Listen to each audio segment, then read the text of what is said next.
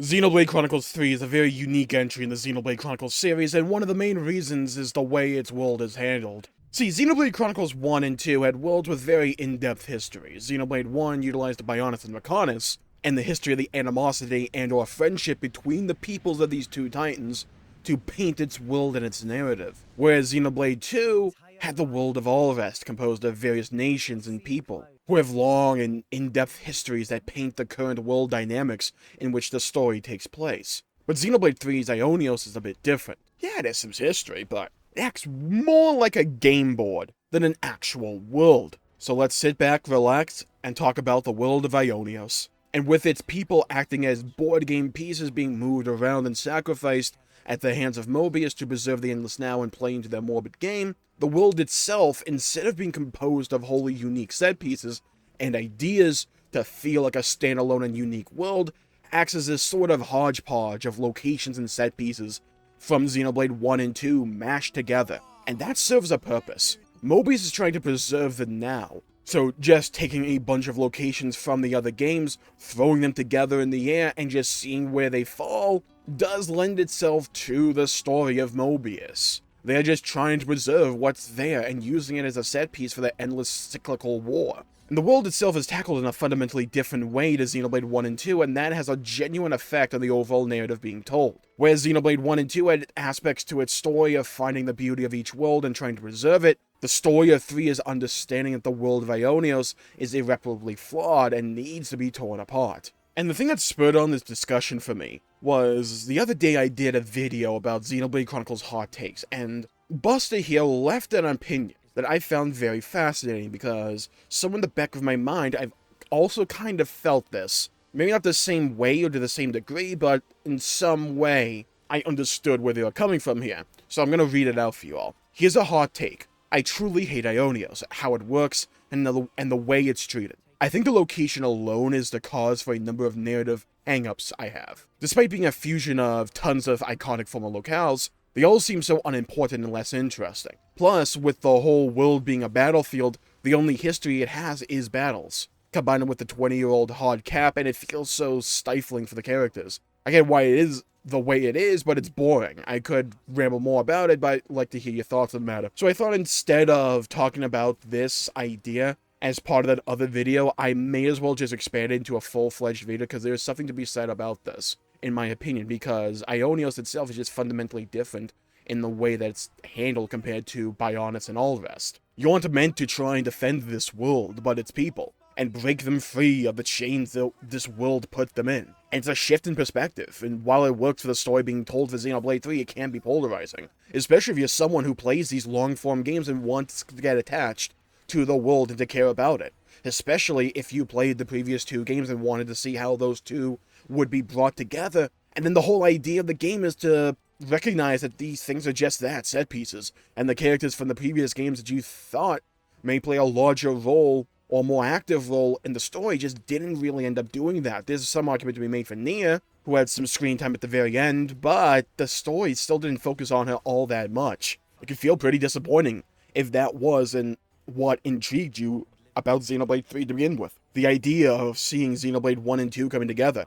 And there's one aspect to the comment I just mentioned that I found honestly pretty true. Despite being a fusion of tons of iconic former locales, they all seem so unimportant and less interesting, and yeah, I do kind of agree there. I think there's a couple of reasons, one of which is the scale of the overall world of Aionios, which we'll get into a little bit, but also, those zones have stories grounded in Xenoblade 1 and 2, but this isn't those stories, and those stories aren't of paramount importance for the story of Xenoblade 3. And I said before, I think one of the strengths of the game overall is that you can have two people, one who's played Xenoblade 1 and 2, and then someone who hasn't, and they can both enjoy the story for different reasons. However, there is something to be said about the idea that these locations have stories grounded in a different story, and there's a few locations in 3 that work, like the castle areas, sure, but they're really just there to feel reminiscent to the games of old. Not really to have their own unique identity in the world of Aionios or for the world of this story that's taking place in it.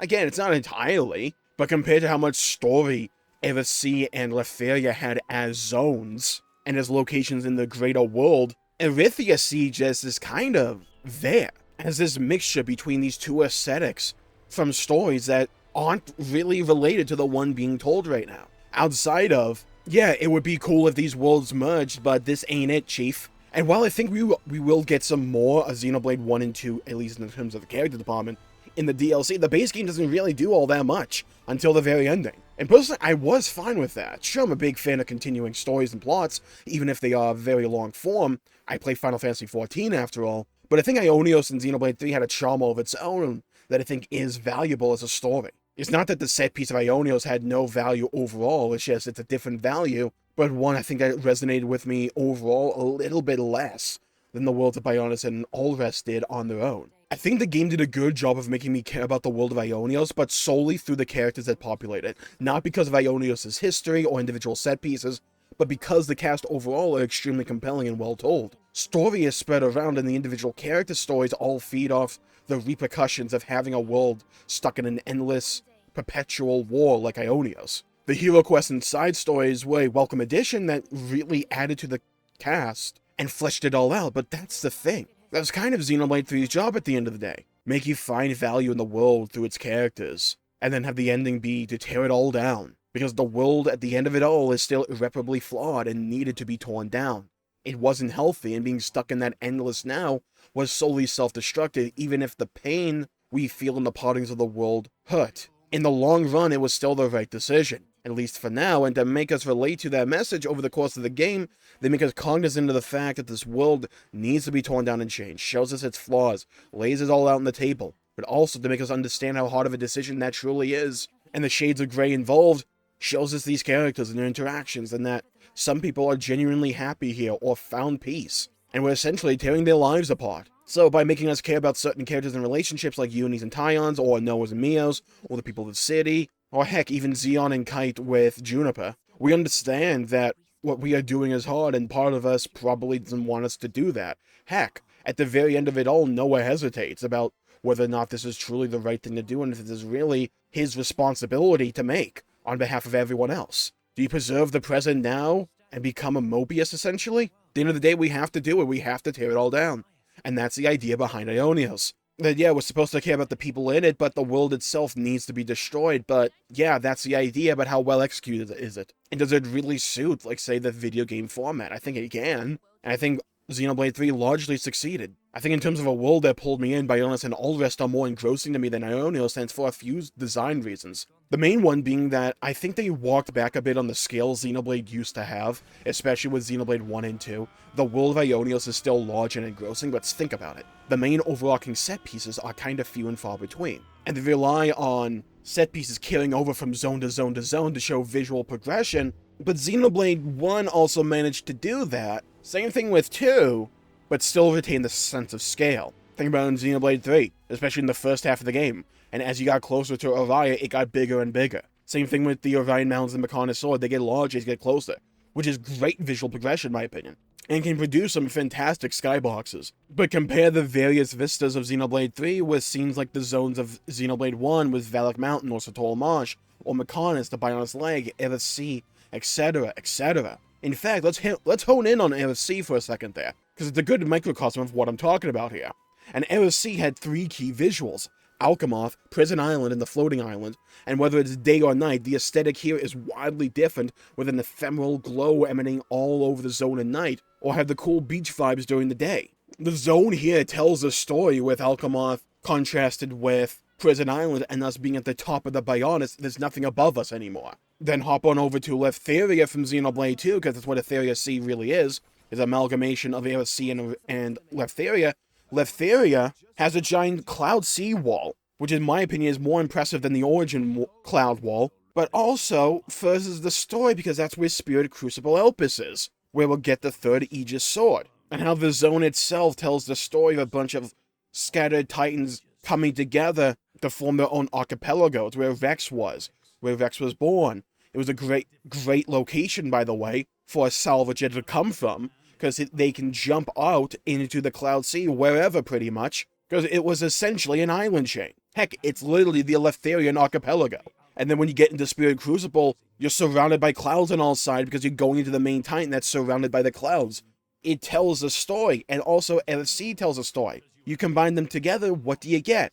Erythia Sea in Xenoblade 3, and it is islands from Etheria in Xenoblade 1, but I literally had to be reminded about that because I couldn't freaking tell. And yeah, sure, it kind of feels like a very large sea dotted with islands. You have Agnes Castle Tower at one end, while the Mechonis Sword looms over the other, and Origin Storm off the side, and it's impressive, and compared to a lot of other games, it's grandiose, but you compare it directly to Xenoblade 1, and heck, even Xenoblade 2 with Etheria, like I just said, it doesn't feel as grand overall in scale, but also in terms of story. Like, sure, you have the Mechonis Sword, which I would argue is one of the exceptions to what I'm talking about here, with having a unique story attached to that location, because Agnes Castle has its own unique storyline attached to it. Same thing with Mechonis Sword, because of the city. But in my opinion, it feels more diluted overall, at least for LFC. And it's not even a matter of me saying that I'm right or anything like this. It's just a matter of preference, because the story that is there with LFC and Agnes Castle and Mechonis Sword could easily be more compelling to you than the stories that were there in original LFC or Letheria or Sword Valley. It could be for you, and that's entirely fine. But for me, I would still argue Erythia Sea is probably the best zone in Xenoblade 3 just because of that, because its locations actually have really good story attached to them, and I have memories of those locations. But it did feel to me like they took a step back in terms of the overall scale of it. It feels more toned down in comparison. And this will boil down to your personal preference and what you want out of a video game world, aesthetically speaking. But personally, I resonated more and enjoyed the more grandiose and out there worlds of Xenoblade 1 and 2 compared to 3. LFC was literally reaching the mountaintop, and the entire point of the game up to that point was getting to LFC and getting to the top of the Bionis, and LFC feels like the top. Letheria is composed of a bunch of various scattered titans, giving you a great sense of verticality as you climb across the various tendrils or go inside various titans. Yeah, the boat is great in Xenoblade 3, but I do kind of miss that sense of verticality, which gave those other zones a great sense of progression, in my opinion. Not necessarily progression, more a sense of scale. I love that sense of verticality, and that sense of verticality overall was just kind of lacking here from two zones that the zone originates from, both kind of famous for their verticality. And it's kind of funny because there's other places in Xenoblade 3 that have that great sense of verticality that I'm talking about. Hell, the desert is amazing in this regard, and how high up you can really get. But I think the main thing for me is the Pharaonises. If you haven't looked at the art book or the concept art for Xenoblade 3, do yourself a favor and go look at it, because it's absolutely gorgeous. But is it just me, or do the Pharaonises that are in-game feel way less inspired than the ones that were in the ones that were in the art book or the concept art? Like, straight up, look at the one for Colony Mew in-game, and yeah, it's kind of big. You look at the one in the concept art, and that thing spans the entire zone of Erythia Sea. I'm not even joking about that. It has tendrils pretty much everywhere. It looks awesome. You have various Pharaonises that, like, spiral around entire mountainsides. And yeah, the Switch is probably not powerful enough to feel that.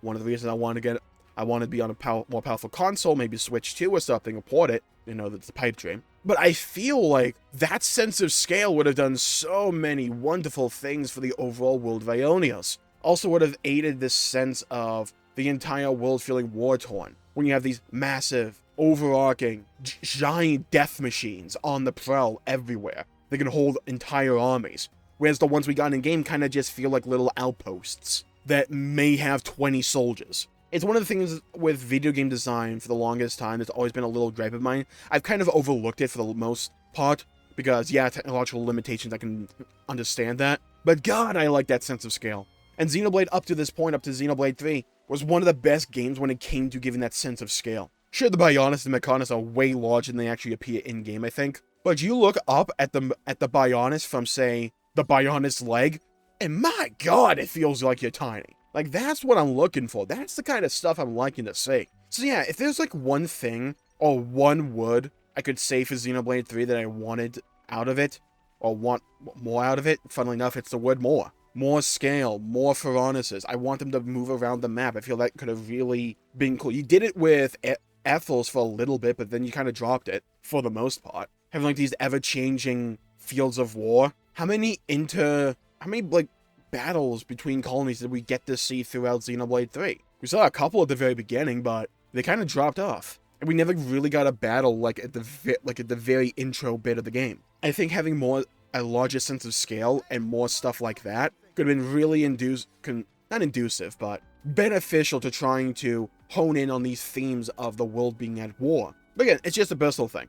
You may have a completely different opinion than me, and that's entirely fine. It's all just subjective preference at the end of the day. And I'm not even saying that Aionios is a bad world or anything like that, because I really do enjoy Aionios and what it does here. And I think it has some absolutely gorgeous environments.